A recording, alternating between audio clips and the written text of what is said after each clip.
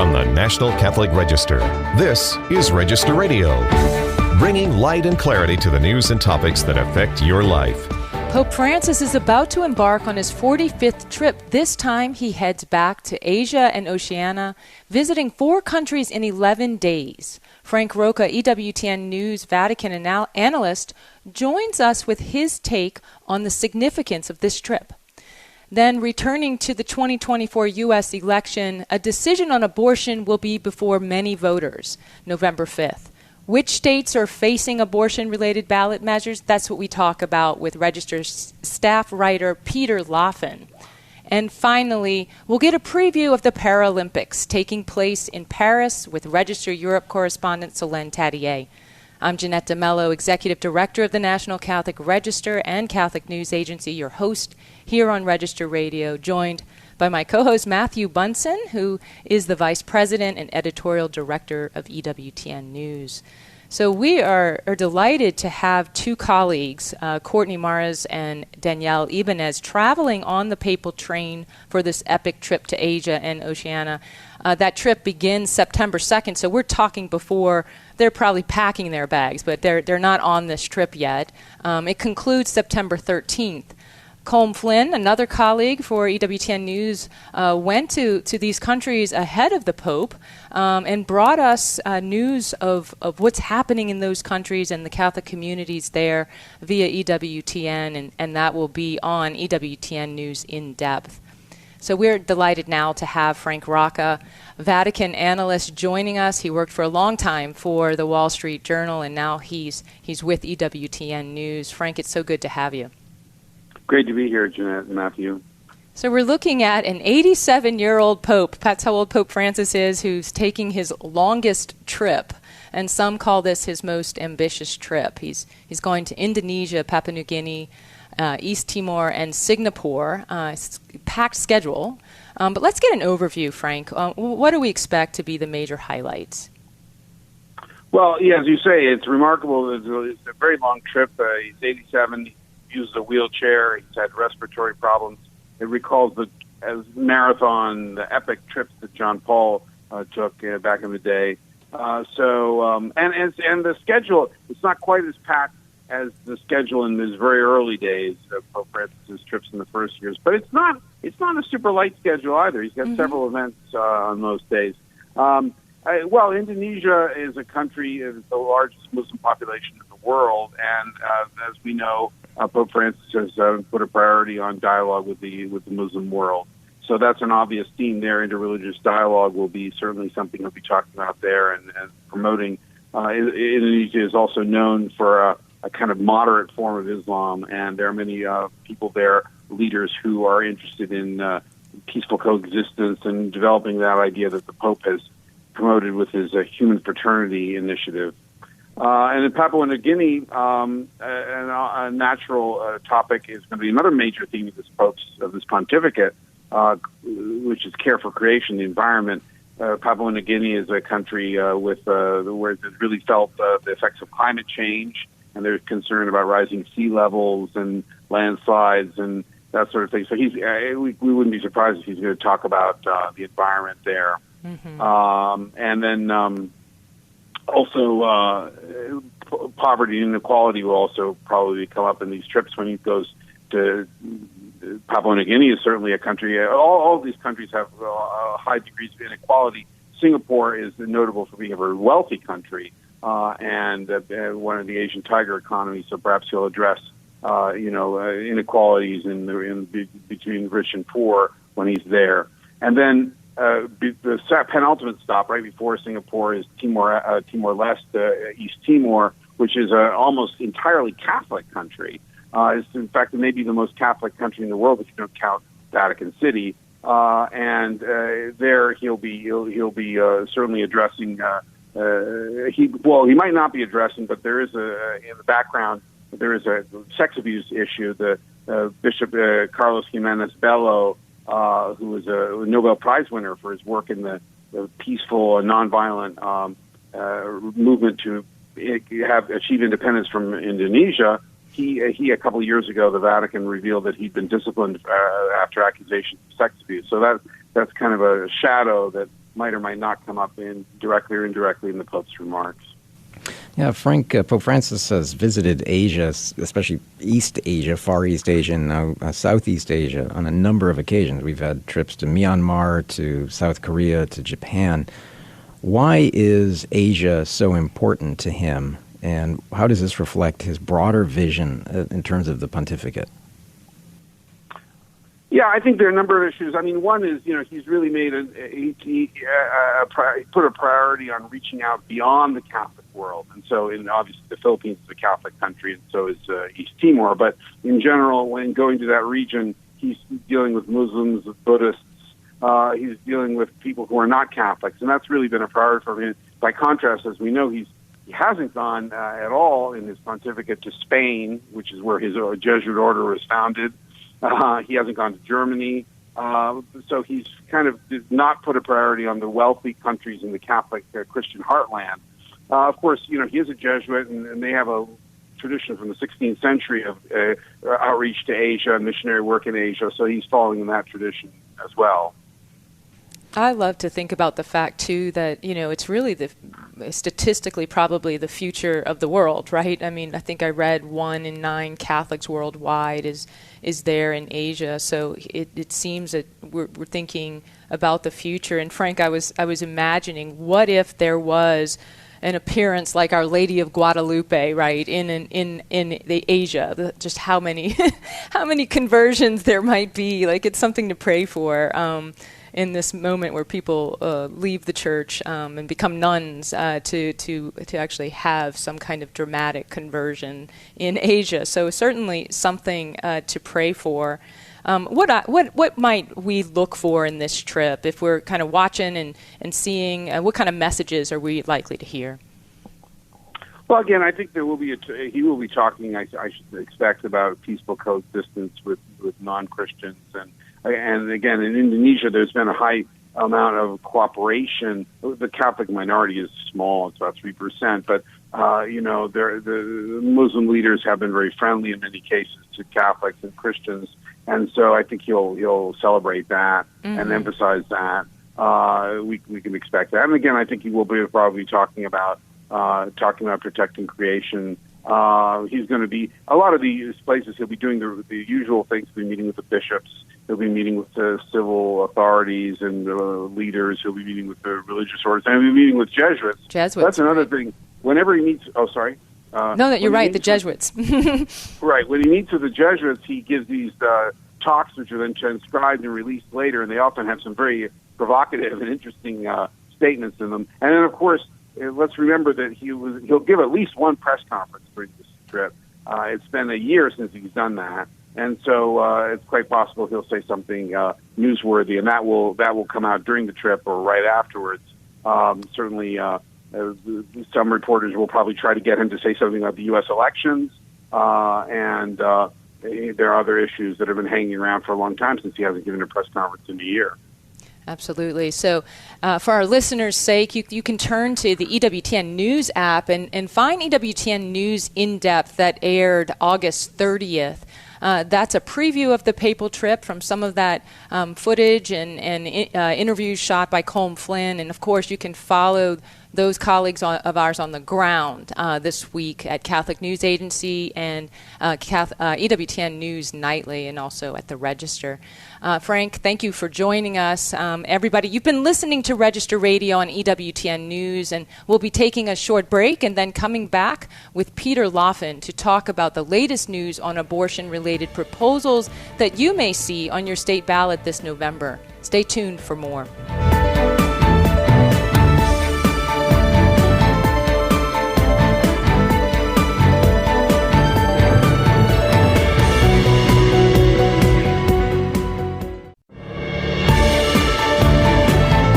Let's return to Register Radio on EWTN. Welcome back. I'm Jeanette DeMello, Executive Director of the National Catholic Register and Catholic News Agency, your host here on Register Radio, with my co-host Matthew Bunson, who's Vice President and Editorial Director of EWTN News. Our Register staff writer Peter Laffin joins us today as well to talk about abortion on the ballot. So Pro-abortion measures are now on ballots in 10 states, including Montana, Nevada, Colorado, Arizona, South Dakota, Missouri, New York, Maryland, Florida, and Nebraska. And in some of these states, if these amendments pass, it would enshrine existing state laws into the constitutions in those states. And then it would make basically a quote-unquote constitutional right to abortion in those states.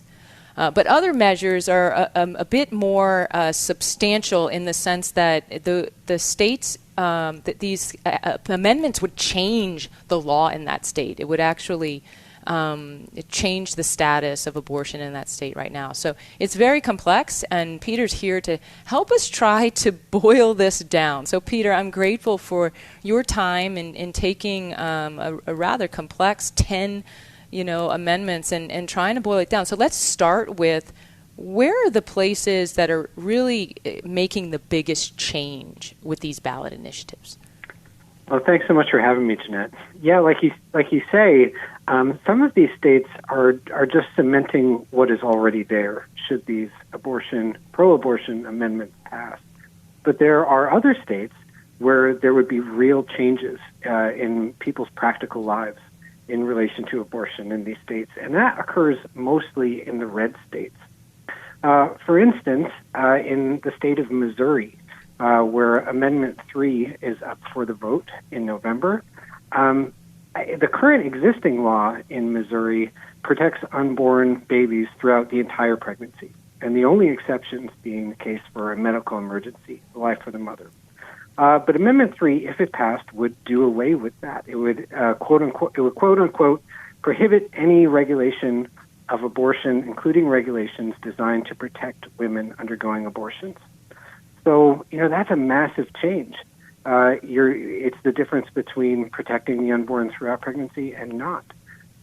In other states, such as Montana, the issue seems to be fetal viability and questions around that. Right now,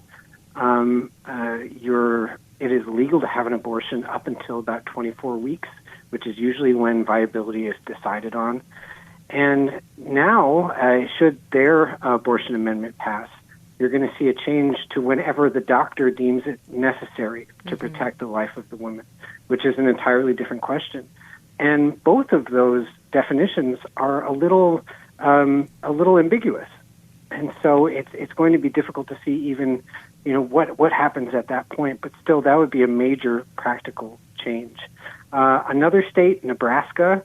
There's currently a law where to protect the unborn, and now we're seeing a dueling amendment, dueling ballot measures, where you have one that is a pro-abortion and one that is an anti-abortion ballot amendment, and whichever one passes with the most votes is going to be the law of the land.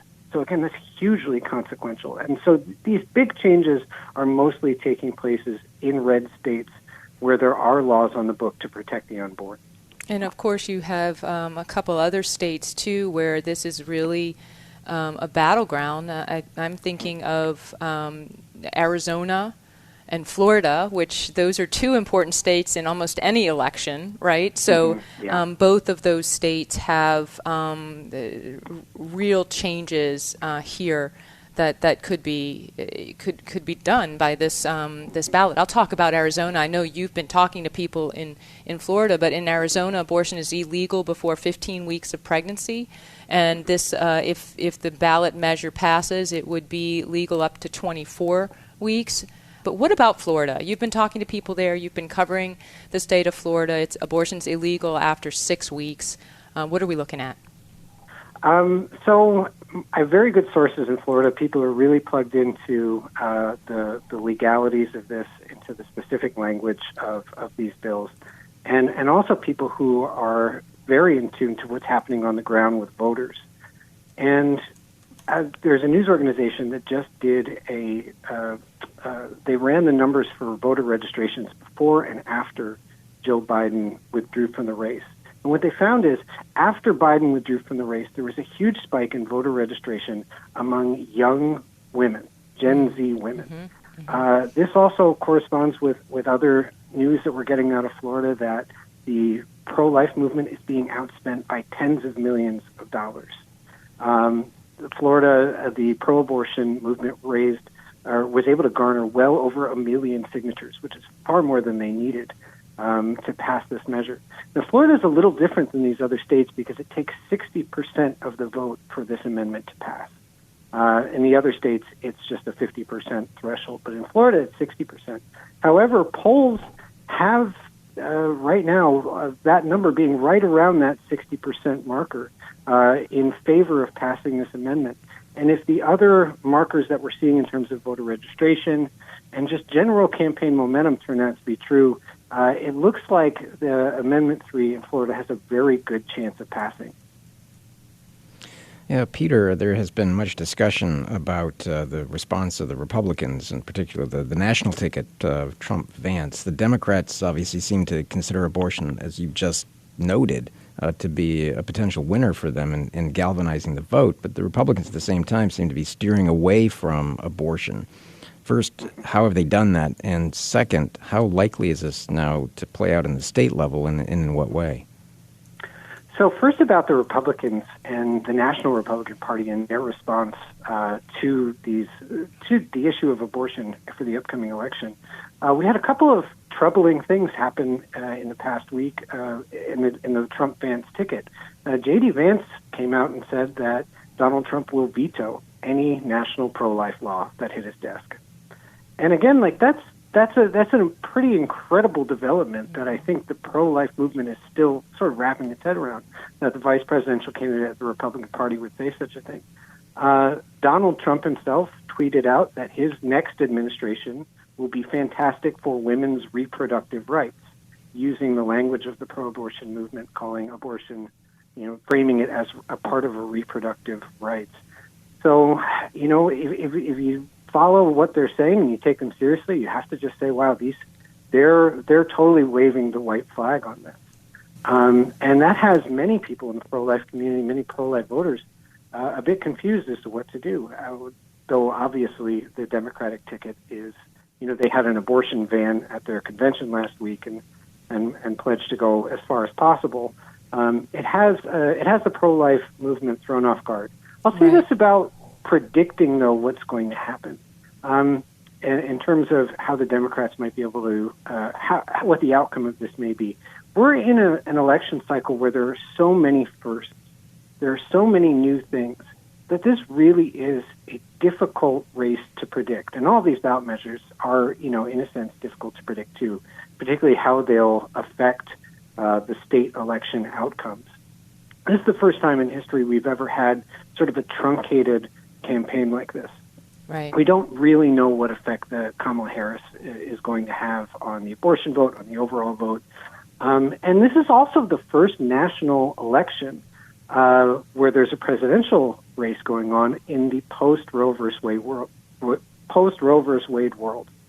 And so this is all kind of an experiment. It's not necessarily obvious how all of these ingredients stir together and what it is we're going to be looking at. Right now you're seeing a lot of expectation setting on both sides. I saw Ron DeSantis in Florida, governor of Florida last week, say that if trying to rally his voters, if the amendment passes in Florida, that is, quote, the end of the pro-life movement. You also have the New York Times ran a piece last week where they are saying, well, okay, let's temper ourselves because, yes, we have won 7 out of 7 of these races for the abortion ballot amendments, but this one's going to be tougher because we're in red states, because we have to get the 60 plus threshold. So it's a lot like what you get before a political debate, a presidential debate where everybody wants to set the expectations. But it seems pretty clear that Democrats in the pro-abortion movement feel that they have the wind at their back.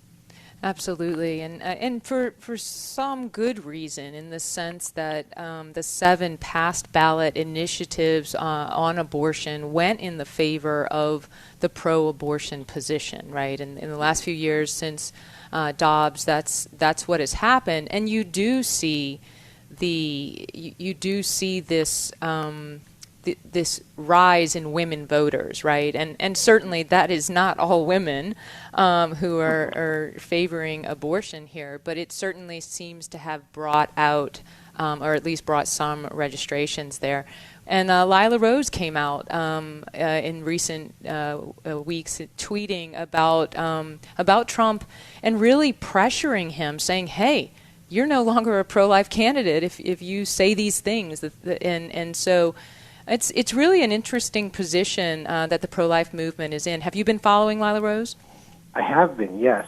And I think that she is giving voice to a lot of the frustration that's in the pro-life movement right now with the disconnect from the Trump Vance ticket from the Trump Republican Party.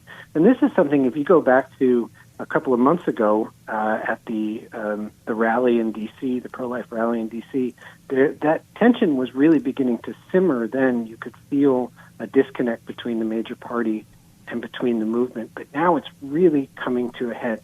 And what I think is going to be most telling about how this all shapes out is that the pro-abortion movement, they're shooting for a specific number. What I've read is they know if they can get 30% of Republican support for these, that they're all going to pass. Mm-hmm. And these comments coming out from Vance and Trump seem to be giving something like a green light to Republican voters who, okay, they want to vote for Trump, but they're a little wary on the abortion question. So we're going to see a really interesting split in the ticket. Yeah, I want to point our listeners, we're out of time, and I want to point our listeners to a ballot initiative map that we have at CatholicNewsAgency.com. It's an abortion on the ballot map. Scroll to the bottom of that page and you'll see each of these states and you'll be able to follow it. I'm so grateful for your coverage of this issue and your political coverage reporting. So thanks, Peter. Thank you, Jeanette. We're turning now to Solène Tadié, who is joining us to talk about the Paralympics. I didn't want to end this show on something negative. I think there's a great event happening in Paris right now following the Summer Olympics. So, Solène, thanks for being with us. I think the Paralympics really display some extraordinary determination from athletes who have overcome physical and mental challenges to compete at this level. So could you give us an overview of what are these games? What sports do they play? And are there some particular athletes you'd like to highlight? These Paralympic Games run until September 8th, and this is the first time that Paris has organized them, because last time the Games were held in Paris in 1924, it didn't exist. So it's bringing together 169 delegations with over 4,000 athletes from around the world. The event, always brings a lot of great activities. There are a total of 22 sports on the program, including some specialized sports like blind soccer, wheelchair, basketball, rugby, tennis, fencing, paratriathlon, sitting volleyball, and so on. And, it always brings out a lot of wonderful human stories. There are definitely many believers. I don't know all of them, and we will discover many new stories, and many Christians. I would like to mention one American athlete. There are many Christians already competing, but there is this woman, paracyclist, Jamie Whitmore Maines, who was awarded a gold medal at the 2016 Rio Games in the women's road race. She has won 12 world championships and also the 2014 FC Award for Best Female Athletes with a Disability. She said in an interview with Sports Spectrum in 2022 that she has just always grown up knowing that strength comes from God. And she says, I'm going to fail and screw up, but I trust God to pull me up. Absolutely. Faith has actually been a big part of the Olympic Games, despite some of the deviant sexual identities that were on display at the opening. Faith is quite present, especially through the Holy Games initiative, and that's got a Paralympic component too. Can you talk about that? Yes, absolutely, Jeanette. Faith was very much present already during the Olympic Games. I had an interview at the beginning of August with the Catholic Church delegate to the game, Bishop Emmanuel Gobillard. he told me that at the Olympic Village, a huge number of people, athletes and staff there, came up to him to ask for a blessing, a prayer. People from all walks of life, including non-believers, came to him. So he truly experienced that sports is a unique and privileged means of touching soul. The Catholic Church was present there, but through these Holy Games programs that we've already mentioned, but it is mobilizing even more for this session by offering what they call La Route Extraordinaire, the extraordinary route. It's a program that enables 630 people with disabilities to attend the Olympic events and learn about parasports themselves, to start these activities with the help of 500 Catholic volunteers. Wonderful. There will be also an opportunity for them to venerate the Christ's crown of thorns, which will be on display tomorrow, Friday, August 30, in the Church of Saint-Germain-l'Auxerrois in Paris. All athletes and faithful from around the world are invited by the Church. Of course, and at Notre Dame, they'll also be able to see the Olympic bell, which is now housed in Notre Dame Cathedral. So thanks, Solène, for joining us. And listeners, remember, for more news, analysis, and commentary, check out the National Catholic Register online at ncregister.com. Thanks for joining us on Register Radio here on EWTN. Together with Matthew Bunson and my producer, Michael McCall, I'm Jeanette DeMello, and I pray that until next week, may God bless you.